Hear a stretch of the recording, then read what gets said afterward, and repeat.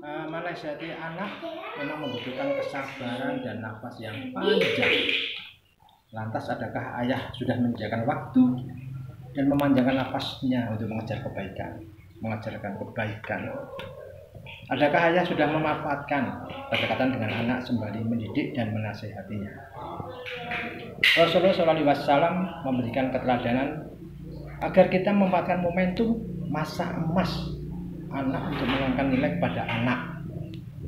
Nabi menasihati tentang nilai-nilai keyakinan dan ketauhidan kepada Ibnu Abbas radhiyallahu anhu tak kala beliau masih belia. Wahai nak, aku akan ajarkan kepadamu beberapa kalimat. Jagalah Allah, niscaya Allah akan menjagamu. Jagalah Allah, niscaya kamu mendapatinya di hadapanmu. Bila kamu meminta, maka mintalah pada Allah. Bila kamu memohon, maka mohonlah pertolongan kepada Allah. Ketahuilah bahwa sekiranya seluruh umat itu berkumpul untuk memberikan suatu manfaat kepadamu, niscaya mereka tidak akan bisa memberikannya kecuali sesuatu yang telah ditetapkan Allah untukmu. Sekiranya mereka berkumpul untuk menimpakan suatu bahaya atas dirimu, niscaya mereka tidak akan mampu menimpakannya kecuali sesuatu yang telah ditetapkan Allah atas dirimu. Pena telah diangkat dan lembaran catatan telah kering. Hadis riwayat Tirmidzi nomor 2516 disahihkan oleh Syekh Al-Albani. Jangan terburu-buru, wahai para ayah yang kini sudah teramat sibuk dengan gadgetnya, ya. Biasanya sekarang pegangannya gadget, HP, ya toh. Nah, itu. Mari kita simak lagi hadis Nabi di atas. Kita simaklah hadis di atas itu. Tentu kita akan mendapatkan faedah yang berlimpah tatkala Nabi memanfaatkan momen kebersamaan dengan menanamkan nilai akidah dan keyakinan. Semua ini membuat kita tersadar betapa kita masih jauh dari ideal dalam menanamkan nilai pada anak-anak kita.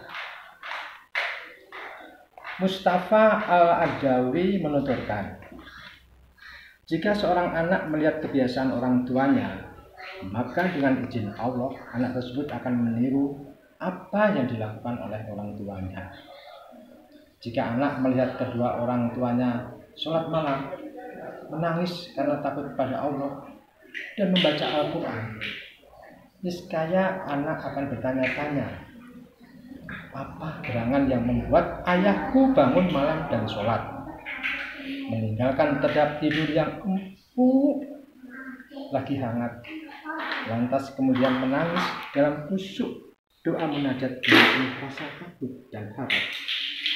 Semua ini akan terpatri dalam pikiran si anak, yang pada akhirnya ia akan meniru apa saja yang akan dilakukan oleh orang tuanya. Fikih Tarbiyatil Abna halaman 25.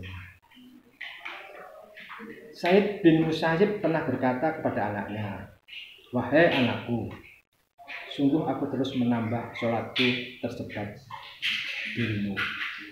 Jami'ul Ulum wal Hikam 1467. Sebagian ulama menjelaskan makna dari perkataan Said bin Musayyib di atas. Maknanya adalah untuk memperbanyak sholat untuk kebaikanmu, dan aku banyak mendoakanmu di dalam sholatku, wahai anakku. Fikih Tarbiyatil Abna halaman 22.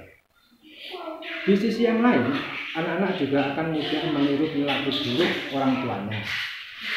Betapa banyak anak-anak di zaman ini yang hafal lagu dangdut, lagu cinta. Betapa banyak pula anak-anaknya secara tidak sadar diajari ayahnya untuk berdusta. Misalnya, nak, ayah ingin tidur sejenak di kamar. Nanti kalau ada tamu mencari ayah, bilang saja jika ayah sedang tidak ada di rumah, ya. Begitu pentingnya keteladanan ayah dalam mengajari dan mendidik anaknya. Bolehlah jadi anak kita begitu berat ketika disuruh mengerjakan ibadah, namun begitu mudah berbuat sesuatu yang salah. adalah dikarenakan kita yang miskin keteladanan dalam kebaikan dan berlimpah contoh dalam keburukan. Wallahu musta'an. Ibnu Qayyim al-Jauziyah menerangkan, jika terdapat segala bentuk kebaikan, maka hal tersebut berasal dari Allah. Taufik itu kuasanya di tangan Allah, bukan di tangan seorang hamba. Al-Fawaid halaman 130. Wahai para ayah, ya, sudah selayaknya kita mendoakan kebaikan untuk diri kita dan anak-anak kita. Anak kita menjadi baik ataupun kita menjadi ayah yang baik, itu semua adalah taufik dari Allah Ta'ala. Semoga Allah berikan taufik agar kita bisa menjadi ayah yang soleh, ya, ayah yang baik, yang sukses dalam mendidik anaknya dan berkumpul bersama mereka, ya, kelak di surga. Itulah harapan kita. Kita yang sebagai ayah, ya, sebagai ayah nih, ibu-ibu mohon diam, ibu, ya, ibu-ibu mendoakan ayahnya biar menjadi ayah yang soleh, ya, jangan ayah yang solehah, ayah yang soleh, ya. Dan anak-anak juga begitu, apalagi yang belum punya pasangan itu, ya, yang laki-laki jangan berharap dapat yang laki-laki yang berharap dapat yang solehah. Jangan mengharap dapat dapat yang soleh, tapi yang solehah. Yang perempuan juga gitu, berharap mendapat yang soleh, bukan yang solehah. Nah, itu masa cukup makan. Ya, mungkin itu jadi dapat saya kesimpulkan dalam pertemuan ini. Saya bisa menyimpulkan bahwa ayah itu diperintahkan untuk bisa menjaga keluarganya. Itu yang pertama, ya.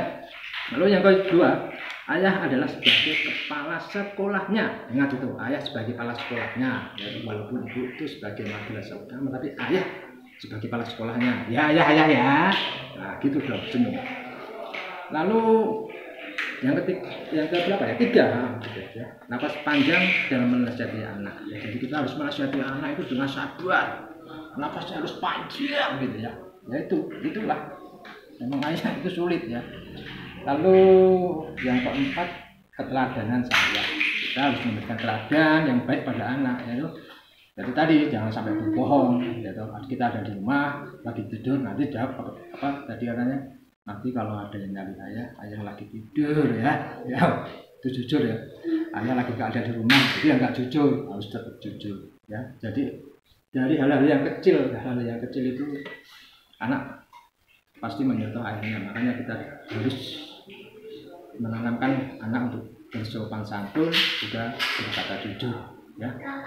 Lalu dari semua itu, ya, mau dapat taufik atau hidayah itu semua dari Allah, ya. Jadi semua ada di tangan Allah.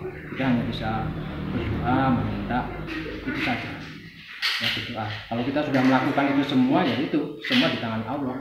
Taufik dan hidayahnya semua Allah. Dan kita juga harus berdoa selalu untuk mendapatkan hidayah dan hidayah. Karena hidayah itu diminta.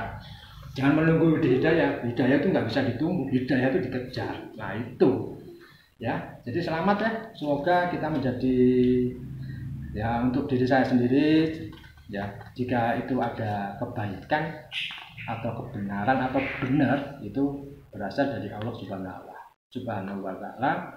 Tapi kalau nanti ucapan saya tadi itu banyak salahnya, itu dari saya sebagai manusia biasa, banyak salahnya, ya.